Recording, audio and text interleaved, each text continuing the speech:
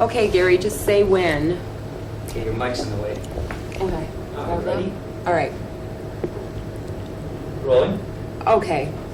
That fabulous character that you played, the character of Zorro, yet a Zorro that no one has ever seen before, was that a character that was in your repertoire? The sound of your voice, your mannerisms? I mean, was it something that you just worked on for the part? You know, this drink is really sensational. It's a margarita.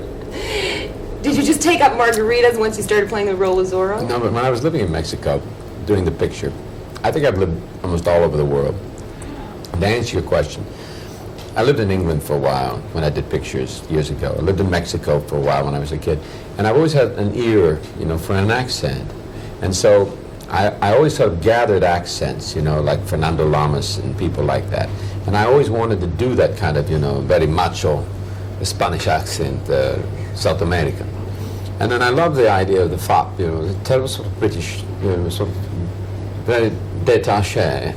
Yes, that's the other character. And that's the other brother, twin brother in the picture. And so the idea of playing both of those characters and then doing kind of one brother impersonating the other was a terrific fun for me to do it. I really love this drink. It's margarita. It was a big challenge for you, I guess, initially to play comedy, although you say that's something you always wanted to do. But for so many years you were typecast as the swinging playboy, jet set type of guy who was, you know, rather serious about things. And all of a sudden, there you are, a budding comedy actor. Well, I'd always taken really my work very seriously, but I'd not taken myself seriously. And people always thought it was the other way around. They always thought that I was, you know, this playboy, and that I really wasn't serious about my work. Well, all those years that I worked in pictures, I learned a lot. I learned a lot about the film business, and actually, I'm terribly dedicated to my work. I produced the film, and I produced other films solely so I could hire myself.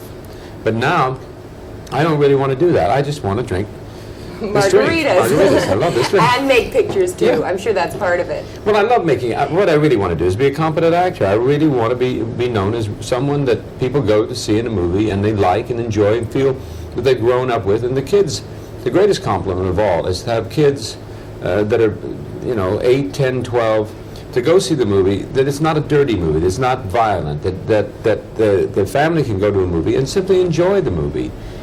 And that's what Zorro the Gay Blade is about. It's about all those characters that I grew up in the movies with, the Gables, the Flynns, the Douglas Fairbanks that I saw as a child, and I presented them in a funny way with reverence to today's generation. Well, it's like the heroes of the 80s have certainly changed. I mean, you can't take Zorro seriously now, or he would just be too much of a joke, so you have to camp him up the way you did. You have to do, but it's still, I played him serious in my own way, because I still believe in that. But I believed in Dracula when I did Love at First Bite. I believed he was just a very old-fashioned man who was really the victim. He was not the victimizer. He was a man lost in New York, and he was scared of New York. He had one little small failing. He drank a little blood. I love this margarita. But also the fact that you characterize Zorro as a gay guy, well, one of the Zorros is gay. I mean, I think that's fabulous. You've glorified that. You've made a gay person be a hero. Well, I think more important than the picture, I think that the two brothers had a symbiotic relationship in the sense that one brother had this very macho image, stereotyped, and the other brother, who was sort of a fop, really, the turn of the century kind of fop, which is a word that we don't even know in this generation. Scarlett Pimpernel, Leslie Howard played it, was really taught the other brother that it was permissible to be vulnerable. And I think that that's what today's man has to be. He has to be very strong. He has to be able to handle himself in situations, but at the same time to be able to have the command of his heart, to be able to be vulnerable. And the two brothers made together a whole human being. And I think in its subliminal way, I don't like to deliver messages, but in its subliminal way, I think that the picture was a way of making that statement, but at the same time, just a picture for the family. I'm not advocating anything. I'm simply advocating comedy and people that would enjoy the kind of swashbuckling film of the 40s, yet would not have the chance to go and see those movies unless it was an old, late movie. You bring it up the only way to do it is in a comedy way. And yet you're still fighting, all of the fencing and stuff's going on, but they're comedy situations. Do you think you'll ever go back to making serious films now, or have you found your calling with comedy? Well, I love comedy, and I've always wanted to do or be a comic actor. The problem is that to be anything in the film business, there's one corollary, and that's called making money. It has to be successful at the box office. Consequently, what has happened is now that I'm successful as a comic actor, I now have the ability to go back and do a serious film the way I want to do it, the right way. And that's what I'm going to do. I'm doing one more comedy after this, and then I'm going to make a very, very serious film, which I think is a very heavy, important thing to be said, and something I've been wanting to do for 6 or 7 years, but I had to do this first. This That's new film isn't Margarita. anything that you want to talk about right now. Is it something that you want to? Well, I'm going to do, hopefully, you mean the serious one or the comic the serious one. The serious one is a picture about a man actually from, you're late, from Canada, a fellow during the 1920s by the name of C.C. Julian, who was the largest single independent oil promoter in California. A man who was run out of California by a largest oil company, and who indicted 51 millionaires who really put Hoover into the presidency of the United States and got him to change Boulder Dam to Hoover Dam to bring water to a farming community called Las Vegas. He indicted 51 millionaires for corruption of his company, and the only one to go to jail was the district attorney to failure to prosecute him, the 51 millionaires. And it included Louis B. Mayer, Adolph Ramish, Cecil B. DeMille. Anyway, the man skipped the country, came to Canada, waited to see if he could make a deal, finally ended up in Shanghai, and wrote his memoirs and realized that his death was the only way out. So he killed himself in Shanghai, was buried. People showed up to be sure that he was buried, and a car pulled up, a Duesenberg, and a chauffeur. And the chauffeur was C.C. Julian. He had bought a body for $5, faked a suicide, and written himself off and went on to Tokyo to be getting the war. But what I see in it is a chance to play the kind of guys that Gable and those guys were, the man against the system, trying to fight for free enterprise when the hand, or the dark hand, is already, and the cards are already stacked against him. I think people want heroes again, the guy who will not say no. And so whether I do it comically or whether I do it seriously, it's the same thing. What other role would you ever see yourself playing in terms of a fantasy role? If you could play any role of any character. Well, that's a question that a lot of people ask only because I'm doing that kind of thing. I've played a number of characters, and it's kind of hard to say because there are all sorts of people, you know, that one could take off, you know, you could do Don Juan and that sort of thing. But I think that really what I want to do now is do a modern comedy before I do my serious film. And the one I have in mind at the moment is a picture which is somewhat like a film years ago they made called My Man Godfrey. It is a story of a man who is wealthy, brought up, money invested, everything goes south for him. He loses it all, and he has to sell his house and everything that goes with it. And a fellow like Richard Pryor buys the house. He was a king of the ribs who's now going into the film business. And Richard Pryor mistakes me for being the butler. And I realize it's the only way I can stay in the house, and I become his butler. And through the machinations which lost me my money, they start to work on him to lose his money.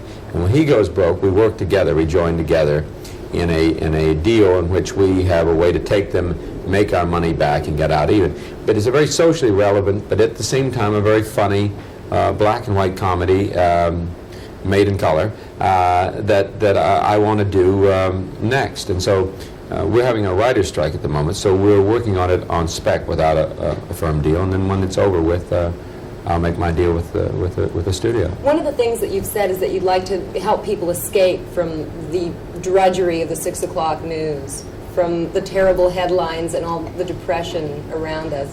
Do you really think that we don't laugh enough?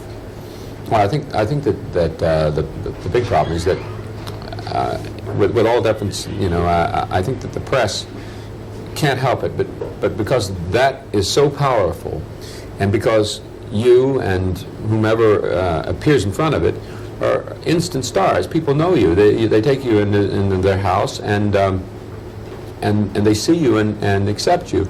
That the competition between networks becomes so strong that an insignificant story can become large.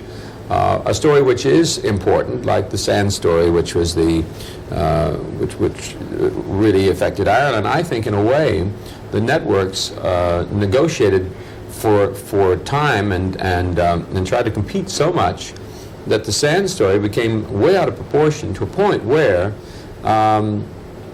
it really affected. I think the press were disappointed when Sand's death did not really fire up Ireland. And I think that I don't mean that in a malicious way, but I think what they create a lot of the things, and I think assassination attempts, I think just because they're filmed.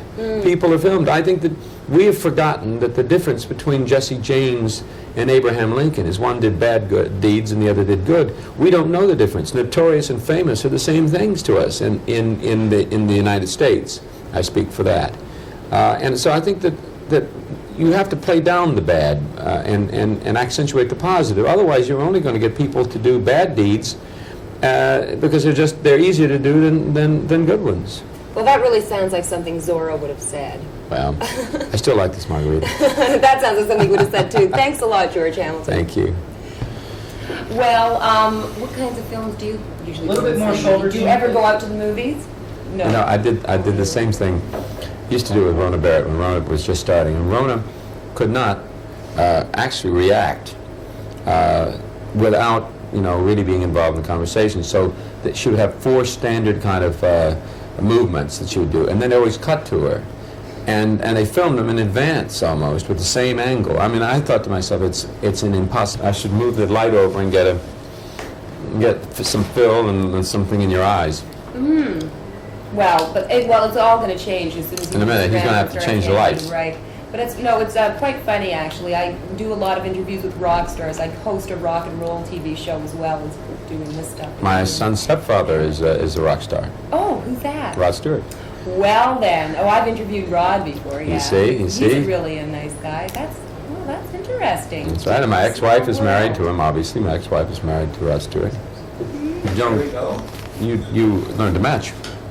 So I just sit here and talk to you, and I go for the margarita because that's where I did a couple of these, so you can always cut to you then, you see.